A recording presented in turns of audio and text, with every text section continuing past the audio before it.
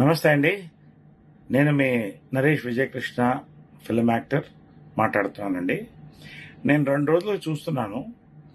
ఈ ఇడుపుల కాగితం అనే సినిమా కాంట్రవర్సీ దాన్ని ఒక నేషనల్ ఇష్యూ కింద చేస్తున్నారండి.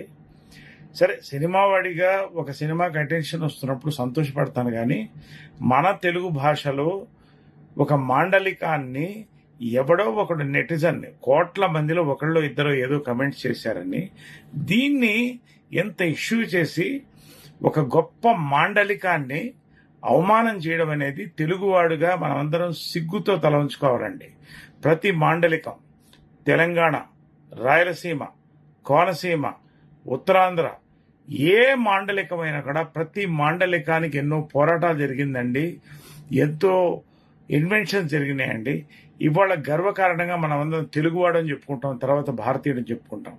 ఇవాళ కేవలం ఒక సినిమాని తీసుకొని మనం మాట్లాడడం అనేది చాలా బ్యాడ్ అండి. అది మనం కరుపు సినిమా చూడలేదా?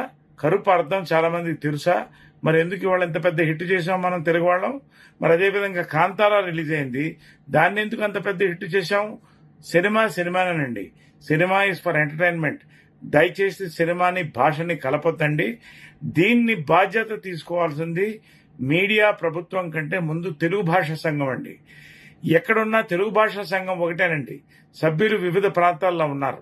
అందరూ కూడా దీని బాధ్యత తీసుకుని దీన్ని వెంటనే దీని మీద అందరూ మాట్లాడుకుని ఈ కాంట్రవర్సీని ఇక్కడితో క్లోజ్ చేసి మన తెలుగు భాషను మనం కాపాడుకుందామండి.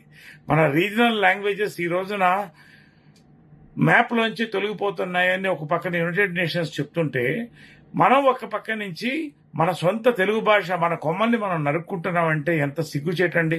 దీని మీద నేను ట్విట్టర్లో కూడా పెట్టానండి. I appeal to the media, Telugu భాషా సంఘం, government and the netizens, kindly close this matter.